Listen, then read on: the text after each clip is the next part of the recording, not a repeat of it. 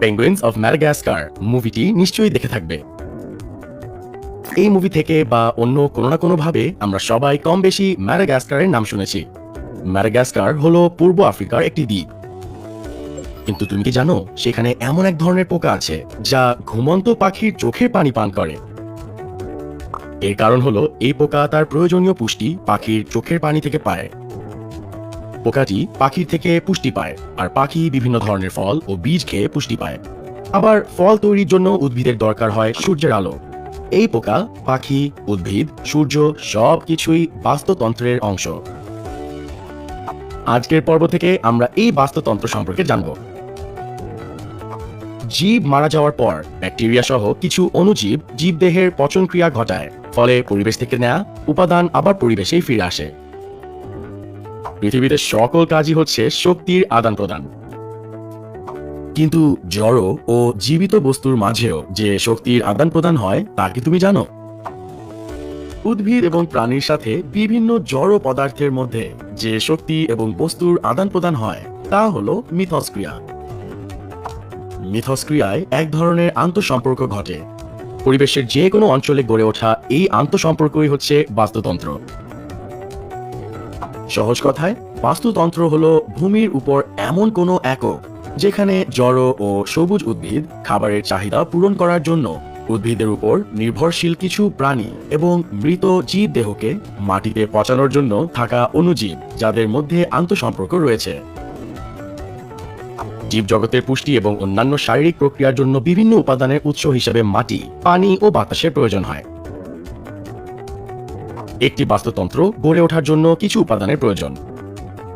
এই সকল উপাদানের মধ্যে প্রধান তিনটি হলো জড়, ভৌত এবং জীবজ উপাদান।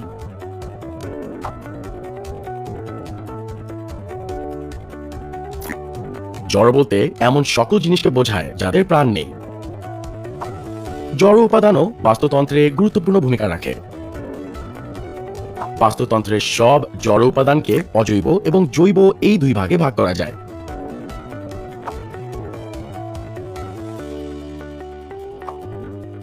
যে সকল পদার্থ কোনো জীবদেহ থেকে আসেনি, অর্থাৎ জীবের জন্মের আগে থেকেই পরিবেশে ছিল, তাদের অজৈব বস্তু বলে। অজৈব বস্তুগুলো হলো পানি, বায়ু ও মাটিতে অবস্থিত বিভিন্ন খনিজ পদার্থ, যেমন calcium, potassium, nitrogen, oxygen, carbon dioxide ইত্যাদি।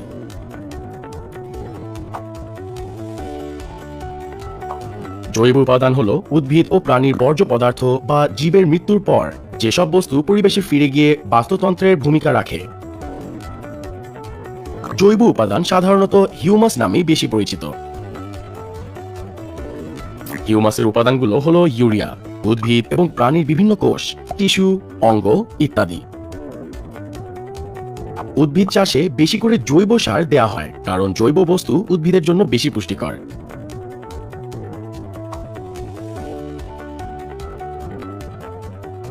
পরিবেশে সূর্যের আলোর পরিমাণ, তাপমাত্রা, বায়ুতে জলীয় বাষ্পের পরিমাণ, বায়ুর চাপ এবং বায়ু প্রবাহ, ভূপৃষ্ঠ বা সমুদ্রপৃষ্ঠ থেকে গভীরতা এবং উচ্চতা ইত্যাদি হলো বাস্তুতন্ত্রের ভৌত উপাদান।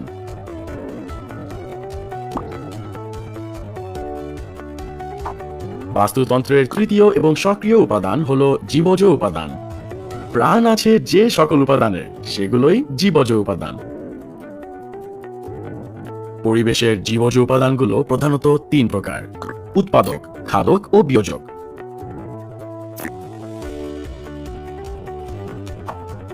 উৎপাদক হলো সবুজ উদ্ভিদ।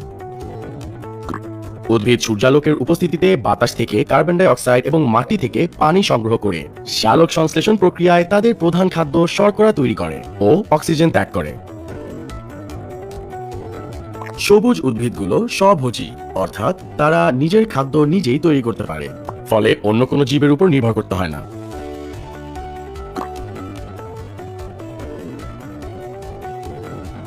খাদক শ্রেণীর জীব নিজের খাদ্য নিজে তৈরি করতে পারে না। সব প্রাণী প্রত্যক্ষ বা পরোক্ষভাবে খাদ্যের জন্য সবুজ উদ্ভিদের উপর নির্ভরশীল। এ কারণে এদের পরভোজী জীব বলে।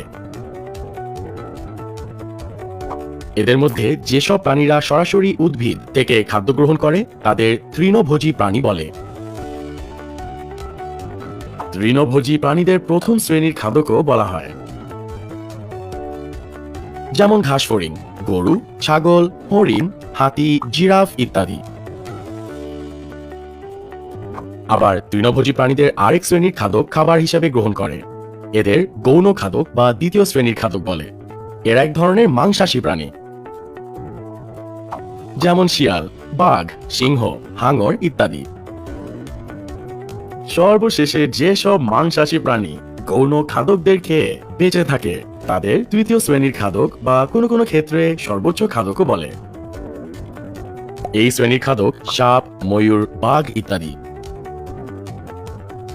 বাংলাদেশে কাক খুবই পরিচিত একটি পাখি। এরা কি খাবার খায় তা কি কখনো খেয়াল করেছ? কাক বেশিরভাগ সময়ই আবর্জনা খেয়ে থাকে।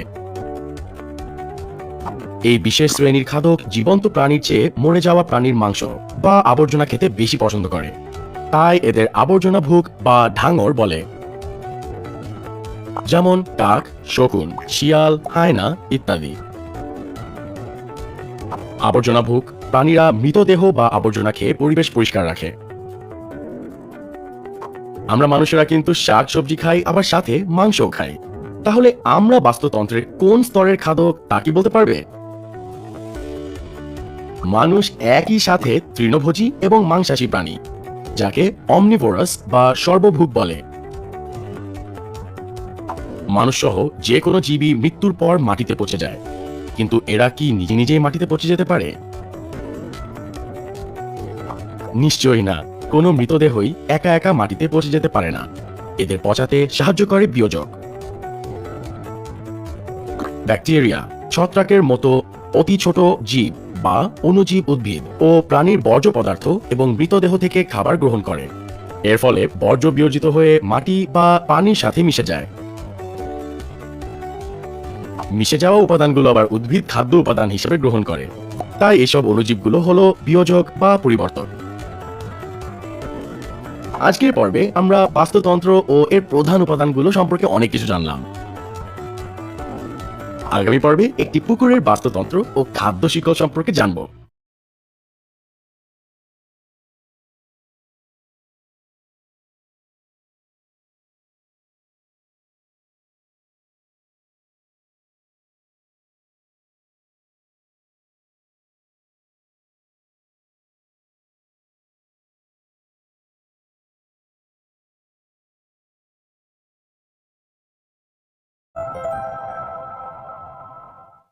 গত পর্বে জেনেছ বাস্তুতন্ত্র সম্পর্কে। আমরা সবাই তো কম বেশি পুকুর দেখেছি। পুকুরে ছোট বড় মাছ, উদ্ভিদ, পোকা এমন অনেক কিছুই দেখা যায়। পুকুরের এ সকল জীব ও জড় পদার্থ নিয়ে গড়ে ওঠে বাস্তুতন্ত্র। আজকের পর্বে আমরা এমন একটি পুকুরের বাস্তুতন্ত্র এবং খাদ্য শিকল সম্পর্কে জানব। পুকুর জলজ পরিবেশের বাস্তুতন্ত্রের খুব সুন্দর একটি উদাহরণ। পুকুরের বাস্তুতন্ত্রের জড় উপাদানগুলোর মধ্যে আছে বিভিন্ন প্রকার জৈব এবং অজৈব পদার্থ, পানি, সূর্যালোক, carbon die oxide, oxygen, calcium, phosphorus ইত্যাদি। সেই সাথে সজীব উপাদানগুলোর মধ্যে রয়েছে উৎপাদক, প্রথম স্তরের খাদক, দ্বিতীয় স্তরের খাদক, তৃতীয় স্তরের খাদক এবং বিভিন্ন রকম বিয়োজক। উৎপাদকের মধ্যে রয়েছে সালোক সংশ্লেষণ করতে পারে এমন বিভিন্ন প্রকার শৈবাল ও অল্প পানির উদ্ভিদ। পুকুরের পানিতে কখনো কিছু ছোট ছোট জীব ভেসে থাকতে দেখে থাকবে। পানিতে ভাসমান এসব ছোট জীবদের বলে প্ল্যাঙ্কটন। প্ল্যাঙ্কটন দুই ধরনের হতে পারে। যেগুলো উদ্ভিদের মতো নিজের খাদ্য নিজে তৈরি করতে পারে তাদের বলে ফাইটোপ্ল্যাঙ্কটন, আর যারা তা পারে না তারা হলো জুওপ্ল্যাঙ্কটন। সবুজ জলজ শৈবাল ও অন্যান্য জলজ উদ্ভিদগুলো সালোক সংশ্লেষণ প্রক্রিয়ায় নিজের খাদ্য নিজে তৈরি করে, তাই এরা উৎপাদক। প্রথম স্তরের খাদক নিজের খাদ্য নিজে প্রস্তুত করতে পারে না, তাই এরা সরাসরি উৎপাদককে খেয়ে বেঁচে থাকে। নানা ধরনের ভাসমান ছোট পোকা, মশার, সুপ কীট, অনেক ছোট প্রাণী, জুওপ্ল্যাঙ্কটন, রুই, কাতলা, মাছ এগুলো সবই প্রথম স্তরের খাদক। পানিতে ভাসমান ছোট প্রাণীগুলোই হলো জুওপ্ল্যাঙ্কটন। দ্বিতীয় স্তরের খাদক নিজের খাদ্য নিজে প্রস্তুত করতে পারে না, আবার উৎপাদককেও খাবার হিসেবে সরাসরি খেতে পারে না। এরা প্রথম স্তরের খাদকদের খেয়ে বেঁচে থাকে, যেমন ছোট মাছ, কিছু জলজ পতঙ্গ, ব্যাঙ ইত্যাদি। যেসব খাদক দ্বিতীয় স্তরের খাদক, যেমন ছোট মাছ, চিংড়ি ইত্যাদি খেয়ে বাঁচে, তাদের তৃতীয় স্তরের খাদক বলে। শোল, বোয়াল, ভেটকি, বক, অনেক রকমের বড় মাছ ইত্যাদি হচ্ছে তৃতীয় স্তর বা সর্বোচ্চ খাদক। এই প্রাণীগুলো মারা গেলে কি হয় বলতে পারো? প্রাণী মারা গেলে তাদের মৃতদেহ মাটিতে পচতে বিভিন্ন ব্যাকটেরিয়া ও অণুজীব সাহায্য করে। পুকুরের পানিতেও বিভিন্ন ছত্রাক ও ব্যাকটেরিয়া মৃত জীবী হিসেবে বাস করে। এদের বলে বিয়োজক। বিয়োজকগুলো পানিতে ভেসে থাকে বা পানির নিচে কাদার মধ্যে বাস করে। এরা জীবিত বা মৃত উভয় প্রাণীদের আক্রমণ করে এবং পচতে সাহায্য করে। প্রাণীগুলো পচার ফলে উৎপাদকের ব্যবহার উপযোগী বিভিন্ন জৈব ও অজৈব রাসায়নিক পদার্থ পুনরায় তৈরি হয়। এই সব বিয়োজিত উপাদানগুলো আবার পুকুরের উৎপাদক শ্রেণীর জীব ব্যবহার করে। সবুজ উদ্ভিদই হলো বাস্তুতন্ত্রের প্রধান শক্তির উৎস, যা উৎপাদক হিসেবে কাজ করে। খাদ্য শিকল এসব সবুজ উদ্ভিদের সালোক সংশ্লেষণ প্রক্রিয়ার উপর প্রতিষ্ঠিত। উৎপাদক খাদ্য তৈরি না করলে তৃণভোজী প্রাণী এবং মাংসাশী প্রাণীরা খাবারের অভাবে মারা যেত। উৎপাদক থেকে শুরু করে বিভিন্ন স্তরের খাদকদের মধ্যে খাদ্য শক্তি প্রবাহিত হলে সেই প্রবাহকে খাদ্য শিকল বা খাদ্য শৃঙ্খল বলা হয়। চলো একটি উদাহরণের সাহায্যে খাদ্য শৃঙ্খল সম্পর্কে বিস্তারিত জেনে নিই। মাঠের সবুজ ঘাস হলো উৎপাদক। ঘাস ফড়িং সেই ঘাসের অংশ খেয়ে বাঁচে। আবার ব্যাঙ ওই ঘাস ফড়িংকে খায়। সাপ আবার সেই ব্যাঙকে খায়। সাপটিকে আবার ঈগল খাদ্য হিসেবে খায়। তাহলে খাদ্য শিকলটি হবে এরকম। বাস্তুতন্ত্রে বিভিন্ন ধরনের খাদ্য শিকল থাকতে পারে, যেমন শিকারজীবী খাদ্য শিকল, পরজীবী খাদ্য শিকল এবং মৃতজীবী খাদ্য শিকল।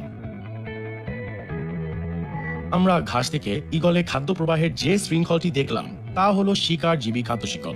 শিকারজীবী খাদ্য শিকলে প্রথম স্তরের খাদক আকারে সবচেয়ে ছোট থাকে এবং একের পর এক উপরের খাদকরা নিচের স্তরের খাদকগুলো শিকার করে খায়। পরজীবী উদ্ভিদ ও প্রাণীগুলো নিজেদের চেয়ে বড় আকারের পোষক দেহ থেকে খাদ্য গ্রহণ করে। পোষক দেহ কি ভাবছো তো? পোষক দেহ বলতে জীবাণুর পুষ্টি সংগ্রহের ও বংশ বিস্তার করার জায়গাকে বোঝায়, যেমন মানুষ। আর যে সকল জীব মানুষকে পরজীবী হিসেবে ব্যবহার করে তাদের মাঝে অন্যতম একটি হলো মাথার উকুন। কখনো কখনো একটি পরজীবীর উপর আবার তার চেয়েও ছোট পরজীবী খাদ্যের জন্য নির্ভরশীল থাকে। পরজীবী খাদ্য শিকলের প্রথম ধাপে সবসময় সবুজ উদ্ভিদ নাও থাকতে পারে। সেই ক্ষেত্রে শিকলটি অসম্পূর্ণ হয়। যেমন মশা মানুষকে কামড়ায়, আবার ডেঙ্গু ভাইরাস মশার দেহে বাস করে। কিন্তু এক্ষেত্রে শুধুমাত্র স্ত্রী অ্যাডিস মশা মানব দেহ থেকে রক্ত শোষণ করে। এই রক্ত থেকে মশা কোনো পুষ্টি লাভ করে না, তবে তার পেটের ডিমগুলোর বৃদ্ধির জন্য রক্তকে কাজে লাগায়। তুমি নিশ্চয়ই মাশরুমের সাথে পরিচিত। মাশরুম আমাদের অনেকেরই খুব পছন্দের একটি খাবার। মাশরুমকে বাংলায় বলে ছত্রাক বা ব্যাঙের ছাতা। কিন্তু ছত্রাকের খাবার কি তা কি তুমি জানো? মরে যাওয়া জীবের দেহ থেকে ছত্রাক তার খাবার গ্রহণ করে। এরূপ খাদ্য শিকলকে মৃতজীবী খাদ্য শিকল বলে। অর্থাৎ মরে যাওয়া জীবের দেহ থেকে শুরু হয়ে যদি কোনো খাদ্য শৃঙ্খল অনেকগুলো খাদ্য স্তরে ছড়িয়ে পড়ে তবে তা মৃতজীবী খাদ্য শিকল। ছত্রাক মৃতদেহ থেকে পুষ্টি পায়, আবার কেঁচো ছত্রাক সহ বিভিন্ন ধরনের মারা যাওয়া প্রাণী ও উদ্ভিদ খায়। কোনো উৎপাদক না থাকায় পরজীবী ও মৃতজীবী খাদ্য শিকল সবসময় অসম্পূর্ণ থাকে। আজকের পর্বে আমরা পুকুরের বাস্তুতন্ত্র এবং খাদ্য শিকল নিয়ে জানলাম। আগামী পর্বে জানবো খাদ্য জাল সম্পর্কে।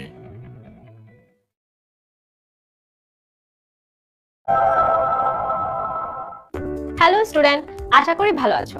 গত পর্বে আমরা পুকুরের বাস্তুতন্ত্র এবং খাদ্য শিকল সম্পর্কে জেনেছি। আজকের পর্বে খাদ্য জাল সম্পর্কে বিস্তারিত জানবো। ন্যাশনাল জিওগ্রাফিতে প্রাণীদের শিকারের দৃশ্য দেখেছে নিশ্চয়ই। নেকড়ে যেমন শিয়ালকে শিকার করে, শিয়াল ইঁদুরকে, ইঁদুর আবার ঘাস খেয়ে বেঁচে থাকে। অন্যদিকে ঈগল শিয়াল এবং ইঁদুর দুটোকেই খায়। এভাবে প্রাণীদের বেঁচে থাকার উদ্দেশ্যে পরিবেশে একটি জালের সৃষ্টি হয়। বেশ কয়েকটি খাদ্য শিকল যখন একসাথে হয়ে একটি জালের মতো গঠন তৈরি করে তখন তাকে খাদ্য জাল বলে। মাটিতে ও পানিতে দুটো পরিবেশে খাদ্য জাল সৃষ্টি হয়। খাদ্য জালের উদাহরণ দেখলে এটি আরো ভালোভাবে বুঝতে পারবে। একটি পুকুরের বাস্তুতন্ত্র দেখা যাক। পুকুরের বাস্তুতন্ত্রে শৈবাল উৎপাদক যাকে জুওপ্লাঙ্কটন খাবার হিসেবে খায়। ছোট মাছ আবার জুওপ্লাঙ্কটন ও ফাইটোপ্লাঙ্কটন দুটোই খায়। বড় মাছ খাবার হিসেবে ফাইটোপ্লাঙ্কটন ও ছোট মাছ খেয়ে থাকে। আবার বড় মাছ ও ছোট মাছকে খায় বাজ পাখি। তার মানে এই খাদ্য জালটিতে মোট 5টি খাদ্য শিকল পাওয়া যায়।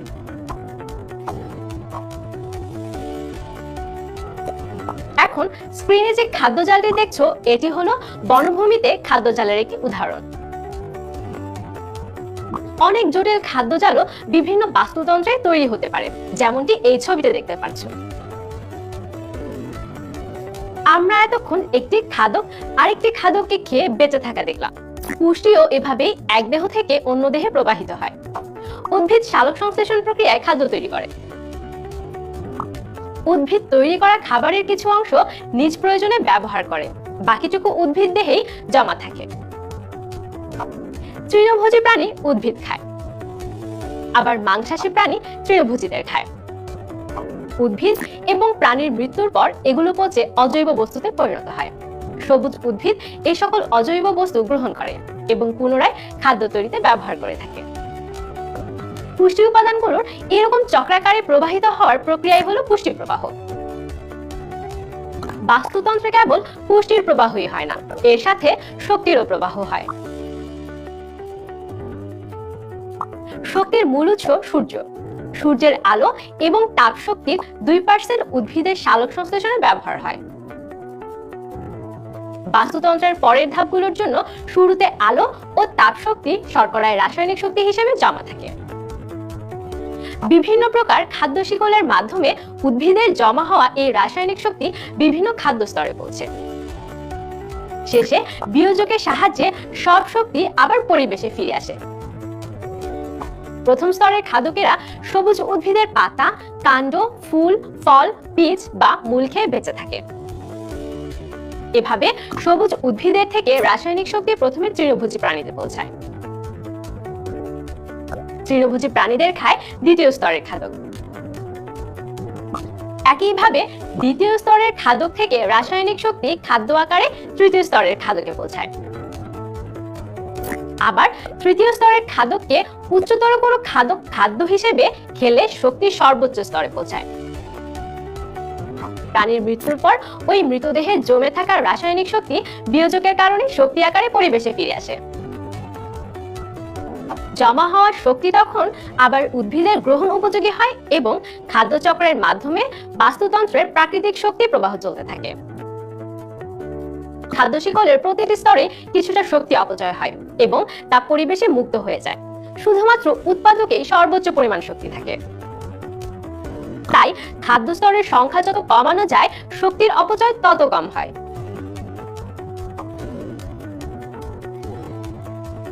খাদ্য শিকলের প্রতিটি স্তরকে বলে ট্রফিক লেভেল।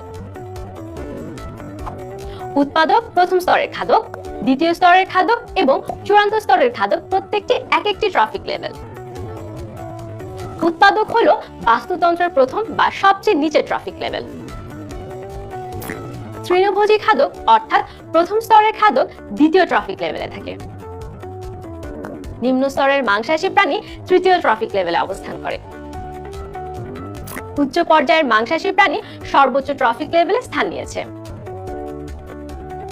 সূর্য থেকে যে শক্তি উৎপাদকে বা সর্বনিম্ন ট্রফিক লেভেলে আসে, পরবর্তী প্রতিটি ট্রফিক লেভেলে তার কিছু অংশ তাপ হিসেবে বেরিয়ে যায়।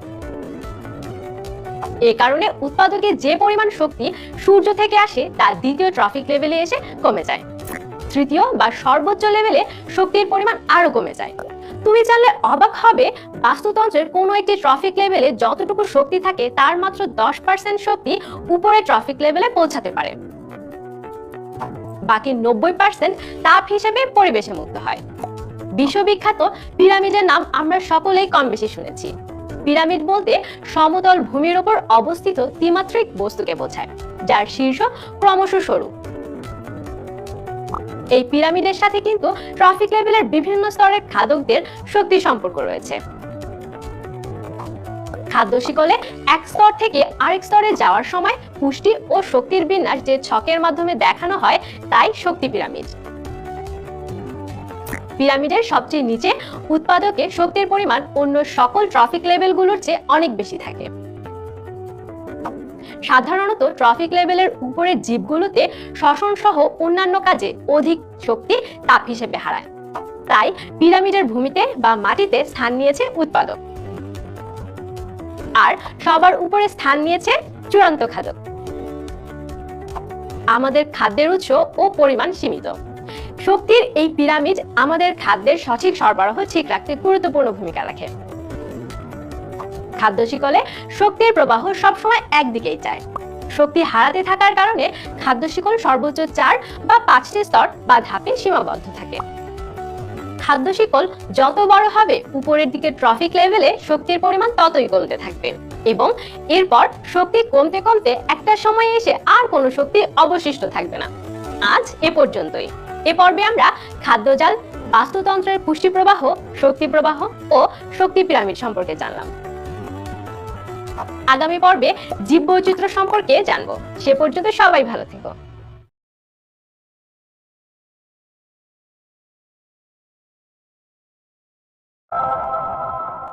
হ্যালো স্টুডেন্ট, আশা করি ভালো আছো। গত পর্বে আমরা খাদ্যজাল, বাস্তুতন্ত্রের পুষ্টি প্রবাহ, শক্তি প্রবাহ ও শক্তি পিরামিড সম্পর্কে জেনেছি। আমাদের পরিবেশে অনেক রকমের জীব ও জড় পদার্থ রয়েছে, কিন্তু এই পৃথিবীতে মোট কত ধরনের জীব আছে তা কি তুমি জানো? জেনে অবাক হবে যে এখন পর্যন্ত প্রায় 13 লক্ষ প্রাণী প্রজাতি এবং 4 লাখের মতো উদ্ভিদ প্রজাতির বর্ণনা এবং নামকরণ পাওয়া গিয়েছে। আজকের পর্বে আমরা বিভিন্ন প্রাণী প্রজাতি অর্থাৎ জীব বৈচিত্র্য সম্পর্কে জানব। এত জীবকে সহজে মনে রাখার জন্য একই রকমের বৈশিষ্ট্যের জীবদের একই গ্রুপ বা প্রজাতি হিসেবে গণনা করা হয়। কাঁঠাল আমাদের জাতীয় ফল। এই ফল অনেকেরই খুব পছন্দের। এর ভেতরের কোষগুলো অনেক বড় ও রসালো হয়। কাঁঠালের আবরণের ভেতর এক ধরনের আঠালো রস থাকে, যা অন্য সকল ফল থেকে আলাদা। এরকম বিশেষ বৈশিষ্ট্যের কারণে কাঁঠালকে অন্যান্য প্রজাতি থেকে আলাদা করা যায় ও এটি একটি প্রজাতি হিসেবে ধরা হয়। ঠিক তেমনি ভাবে মানুষও একটি প্রজাতি। একই প্রজাতির হলেও প্রজাতির ভেতরেও অনেক অমিল থাকে। যেমন সব মানুষ দেখতে একরকম হয় না, উচ্চতা একরকম হয় না। পৃথিবীতে থাকা এত জীবের প্রাচুর্য আর এদের মধ্যে ভিন্নতাই জীববৈচিত্র্য। জীববৈচিত্র্যকে প্রধানত 3টি ভাগে ভাগ করা যায়: প্রজাতিগত বৈচিত্র্য, বংশগতীয় বৈচিত্র্য এবং বাস্তুতান্ত্রিক বৈচিত্র্য।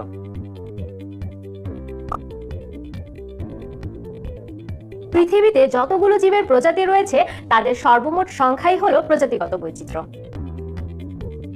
আলাদা আলাদা বৈশিষ্ট্যের কারণে এক প্রজাতি থেকে অন্য প্রজাতি ভিন্ন হয়, যেমন বাঘ আর হরিণ। এদের আকার, স্বভাব, হিংস্রতা, সংখ্যা বৃদ্ধির ধরন সম্পূর্ণ আলাদা। এভাবেই এক প্রজাতির সাথে অন্য প্রজাতির বিভিন্ন বিষয় ভিন্নতাকে প্রজাতিগত বৈচিত্র্য বলে। একই প্রজাতির প্রাণীদের মধ্যে দৈহিক গড়ন, আকার, রোগ প্রতিরোধ ক্ষমতা আর প্রতিকূল পরিবেশ সহ্য করার ক্ষমতায় অনেক ভিন্নতা রয়েছে। এই পার্থক্যগুলো হয় জিন সংগঠনের বৈচিত্র্যের কারণে। জিনের মাধ্যমে জীবের বংশগতীয় বৈশিষ্ট্য বংশানুক্রমে সঞ্চারিত হয়। জীবের প্রত্যেক বৈশিষ্ট্যের জন্য নির্দিষ্ট জিন থাকে, কিন্তু বিভিন্ন কারণে এই জিনের গঠনে আর বিন্যাসে পরিবর্তন হলে জীবের বৈশিষ্ট্যেরও পরিবর্তন হয়, এমনকি নতুন প্রজাতিরও উদ্ভব হতে পারে। আমরা যে লম্বা গলার জিরাফ দেখি, ধারণা করা হয় শুরুতে এদের এরকম লম্বা গলা ছিল না। বিভিন্ন প্রাকৃতিক কারণে তাদের সহজলভ্য খাদ্যের অভাব দেখা দেয়। টিকে থাকার জন্য বছরের পর বছরের জেনেটিক পরিবর্তনে লম্বা গলার জিরাফের উদ্ভব হয়। তাহলে আমরা এখন বলতে পারি জিনের পরিবর্তনের ফলে একটি জীবের মধ্যে যে ভিন্নতা আসে তাই হলো বংশগতীয় বৈচিত্র্য।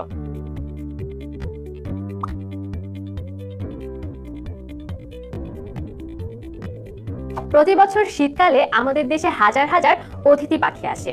এই পাখিগুলো কেন আসে বলতো? আমাদের শীত ঋতুটি ওই পাখিগুলোর জন্য উপযুক্ত একটি পরিবেশের সৃষ্টি করে, তাই তখন পাখিগুলো বাংলাদেশে আসে। এটি এক ধরনের বাস্তুতান্ত্রিক বৈচিত্র্য। একটি বাস্তুতন্ত্রের ভৌত, রাসায়নিক এবং জৈবিক উপাদানগুলোর মধ্যে পরিবর্তন দেখা দিলে সেখানকার বাস্তুতন্ত্রের ভারসাম্যে সমস্যা হয়। এই পরিবর্তনের সাথে খাপ খাওয়ানোর জন্য সেখানে যত জীব বাস করে তাদের মধ্যে পরিবর্তন হয়, ফলে জীবদের মধ্যে ভিন্নতার সৃষ্টি হয়, আর এই ভিন্নতাই হলো বাস্তুতান্ত্রিক বৈচিত্র্য। একটি ছোট পুকুরের বাস্তুতন্ত্রে যেসব উদ্ভিদ এবং প্রাণীর বসতি গড়ে ওঠে তা নদীর বাস্তুতন্ত্র থেকে আলাদা। তৃণভূমি, নদী, জলাভূমি, পাহাড়, সাগর, মরুভূমি ইত্যাদি বাস্তুতন্ত্রে নিজস্ব বৈশিষ্ট্য সমৃদ্ধ এক একটি জীব সম্প্রদায় গড়ে ওঠে। যেমন উট, কোম্পানিতে বেঁচে থাকা বিভিন্ন উদ্ভিদ মূলত মরুভূমিতে দেখা যায়। ঝিনুক তো সবাই চেনো। ঝিনুক থেকে পাওয়া যায় মূল্যবান মুক্তা, যা থেকে হয় বিভিন্ন গয়না। কিন্তু ঝিনুক পরিবেশের জন্য খুব গুরুত্বপূর্ণ, তা কি জানো? ঝিনুক পানি পরিশুদ্ধ রাখতে সাহায্য করে। একসময় যুক্তরাষ্ট্রে চেসাপিক উপকূলে অনেক ঝিনুক ছিল, যা মাত্র 3 দিনে পুরো এলাকার পানি পরিশুদ্ধ করতে পারত। কিন্তু সেই ঝিনুকের শতকরা 99 ভাগই বিলুপ্ত হয়ে যাওয়ায় অবশিষ্ট ঝিনুকেরা 1 বছরেও এখন ওই পানি আর পরিশুদ্ধ রাখতে পারে না। এ কারণে উপকূলের পানি ধীরে ধীরে কাদায় পরিণত হচ্ছে এবং পানিতে অক্সিজেনের পরিমাণও কমছে। তাহলে বুঝতেই পারছো, পরিবেশে শুধুমাত্র একটি বিশেষ প্রজাতির বিলুপ্তি বিরাট বিপর্যয় ডেকে আনতে পারে। পরিবেশের যেসব জীব বা প্রাণীকে একসময় অপ্রয়োজনীয় এবং অবাঞ্ছিত মনে করা হতো, সময়ের বিবর্তনে দেখা গেছে সেগুলোই পরিবেশ রক্ষায় গুরুত্বপূর্ণ ভূমিকা পালন করছে।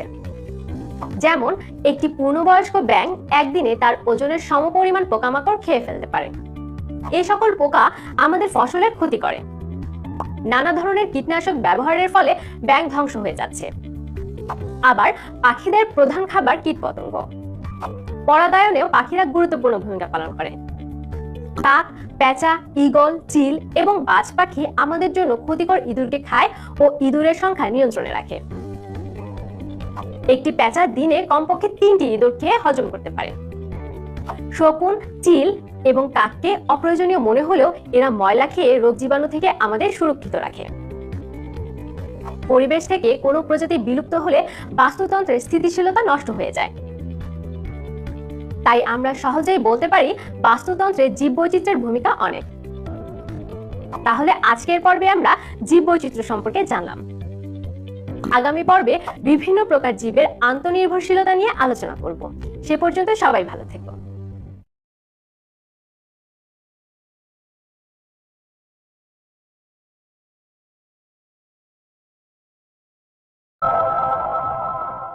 হ্যালো স্টুডেন্ট, আশা করি ভালো আছো।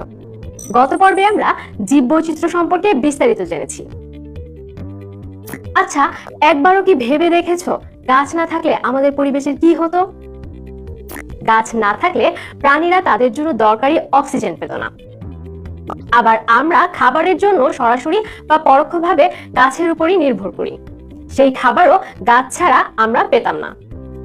এক কথায় পুরো জীবজগৎই গাছ ছাড়া বিলুপ্ত হয়ে যেত। সবুজ উদ্ভিদ নিজের খাবার নিজে তৈরি করতে পারে বলেই একে সবুজই বলা হয়। কিছু প্রাণী উদ্ভিদ খেয়ে বেঁচে থাকে, আবার কিছু অন্য প্রাণী খেয়ে। তার মানে সবুজ গাছপালা, পশু পাখি, কীটপতঙ্গ ও অন্যান্য জীবজন্তু একে অপরের দ্বারা প্রভাবিত এবং কম বেশি নির্ভরশীল। একটি সপুষ্পক উদ্ভিদ পরাগায়নের জন্য পোকামাকড়ের উপর নির্ভর করে। সেই সাথে বীজ বিতরণের জন্য পশু পাখির উপর নির্ভর করতে হয়। প্রাণীরা শ্বসন প্রক্রিয়ায় যে কার্বন ডাই অক্সাইড ত্যাগ করে, উদ্ভিদ তার সালোক সংশ্লেষণের জন্য ব্যবহার করে। আবার উদ্ভিদের ত্যাগ করা অক্সিজেন প্রাণীরা ব্যবহার করে। গাছপালা, পশু পাখি, কীটপতঙ্গ ইত্যাদির মৃত অংশ পচাতে ও মাটিতে মিশতে সাহায্য করে ব্যাকটেরিয়া, ছত্রাক ইত্যাদি। আমরা তাহলে বুঝলাম শুধু গাছই নয়, বরং পুরো জীবজগৎই একে অপরের উপর নির্ভরশীল। আজকে আমরা এই সম্পর্কেই বিস্তারিতভাবে জানব। পরিবেশের বিভিন্ন প্রকার গাছপালা এবং প্রাণীদের মাঝে বিদ্যমান জৈবিক সম্পর্ককে বলে সহাবস্থান, আর সম্পর্কযুক্ত জীবগুলোকে বলে সহবাসকারী বা সহাবস্থানকারী। এই সকল সহাবস্থানকারী জীবগুলোর মধ্যে নানা ধরনের ক্রিয়া বিক্রিয়া ঘটে, যাকে মিথস্ক্রিয়া বলে। অর্থাৎ মিথস্ক্রিয়ায় অংশগ্রহণকারী সকল জীব পরস্পর আন্তঃনির্ভরশীল, কেউই স্বয়ংসম্পূর্ণ নয়। পরিবেশ বিজ্ঞানী ওডাম এই আন্তঃনির্ভরশীল সম্পর্ককে 2 ভাগে ভাগ করেছেন: ধনাত্মক আন্তঃক্রিয়া এবং ঋণাত্মক আন্তঃক্রিয়া। ধনাত্মক আন্তঃক্রিয়া বলতে এমন আন্তঃসম্পর্ককে বোঝায় যেখানে দুটি জীবের একটি অন্যটিকে সাহায্য করে থাকে। এক্ষেত্রে সহযোগীদের একটি বা উভয়ই উপকার পেতে পারেন। এই আন্তঃক্রিয়াকে আবার দুটি ভাগে ভাগ করা যায়, মিউচুয়ালিজম ও কমেন্সিয়ালিজম। মিউচুয়ালিজমে সহযোগীদের উভয়ই একে অন্যের দ্বারা উপকার পেয়ে থাকে। যেমন মৌমাছি ফুলে ফুলে উড়ে গিয়ে মধু সংগ্রহ করে এবং বিনিময়ে ফুলের পরাগায়ন ঘটে। আবার অনেক পাখি এবং বাদুড় ফল খেয়ে বেঁচে থাকে এবং মলত্যাগের সাথে ফলের বীজ পরিবেশে মুক্ত করে। তখন বীজ এক জায়গা থেকে অন্য জায়গায় যায় এবং নতুন গাছ সৃষ্টি করে উদ্ভিদের বিস্তার ঘটায়। মিউচুয়ালিজমের আরেকটি উদাহরণ হলো লাইকেন। একটি শৈবাল এবং একটি ছত্রাক একসাথে বাস করে লাইকেন তৈরি করে। ছত্রাক বাতাস থেকে জলীয় বাষ্প এবং মাটি থেকে খনিজ লবণ সংগ্রহ করে। ছত্রাকের ক্লোরোফিল না থাকায় সে খাবার তৈরি করতে পারে না, তাই শৈবাল ক্লোরোফিলের সাহায্যে নিজের জন্য ও ছত্রাকের জন্য শর্করা জাতীয় খাদ্য প্রস্তুত করে। এভাবে মিউচুয়ালিজমের মাধ্যমে একে অন্যের দ্বারা উপকৃত হয়। কমেন্সিয়ালিজমে সহযোগীদের মধ্যে শুধুমাত্র একজন উপকার পায়, অন্য সহযোগী সদস্য উপকার না পেলেও কখনো ক্ষতিগ্রস্ত হয় না। কমেন্সিয়ালিজমের উদাহরণ হলো রোহিণী উদ্ভিদ ও কাষ্ঠলতা, শৈবাল। এগুলোকে পরাশ্রয়ী উদ্ভিদও বলা হয়। রোহিণী উদ্ভিদ মূলের সাহায্যে নিজেকে মাটিতে আটকে রাখে এবং অন্য বড় উদ্ভিদকে বেয়ে উপরে উঠে। এভাবেই অন্য গাছের উপর বেড়ে উঠে রোহিণী বেশি পরিমাণে আলো গ্রহণ করে। কমেন্সিয়ালিজম উদ্ভিদের প্রধান বৈশিষ্ট্য হলো এরা বায়ু থেকে খাদ্য সংগ্রহ করে কিন্তু আশ্রয়দাতার কোনো ক্ষতি করে না। ঋণাত্মক আন্তঃক্রিয়া বলতে বোঝায় যেখানে দুটি জীবের একটি বা উভয়ই ক্ষতিগ্রস্ত হয়। ঋণাত্মক আন্তঃক্রিয়াকে তিন ভাগে ভাগ করা যায়: শোষণ, প্রতিযোগিতা ও অ্যান্টিবায়োসিস। কোকিল কখনো বাসা তৈরি করে না, তা কি জানো? কোকিল কাকের বাসায় ডিম পাড়ে, কাকই সেই ডিম ফোটায়। এরকম অন্যের থেকে নিজের অধিকার ভোগ করাই হলো শোষণ। এক্ষেত্রে একটি জীব অন্য জীবকে প্রত্যক্ষ বা পরোক্ষভাবে তার অধিকার থেকে বঞ্চিত করে নিজের অধিকার ভোগ করে, এটি শোষণ। যেমন স্বর্ণলতা। স্বর্ণলতায় হোস্টোরিয়া নামক তোষক অঙ্গ থাকে, যার মাধ্যমে আশ্রয়দাতা উদ্ভিদ থেকে তা খাবার সংগ্রহ করে। কোনো নির্দিষ্ট স্থানে আলো, বাতাস, পানি ও খাদ্যের জন্য জীবগুলোর মধ্যে প্রতিযোগিতা হয়। এই প্রতিযোগিতায় সুবিধাজনক বৈশিষ্ট্যের জীবগুলো টিকে থাকে এবং বাকিরা চলে যায়। এটি ডারউইনীয় আন্তঃপ্রজাতিক ও অন্তঃপ্রজাতিক সংগ্রামের ভালো উদাহরণ। আর অ্যান্টিবায়োসিস হলো এমন প্রক্রিয়া যাতে একটি জীবের তৈরি করা জৈব রাসায়নিক পদার্থের কারণে অন্য জীবের বৃদ্ধি এবং বিকাশ আংশিক বা পুরোপুরি বাধা পায় বা জীবের মৃত্যু ঘটে। আলেকজান্ডার ফ্লেমিং পেনিসিলিন অ্যান্টিবায়োটিক আবিষ্কার করেন, তা তো আমরা জানি। এই আবিষ্কারের পেছনে ছিল পেনিসিলিয়াম ছত্রাক কর্তৃক একই কালচার প্লেটে রাখা ব্যাকটেরিয়াগুলোর অ্যান্টিবায়োসিস।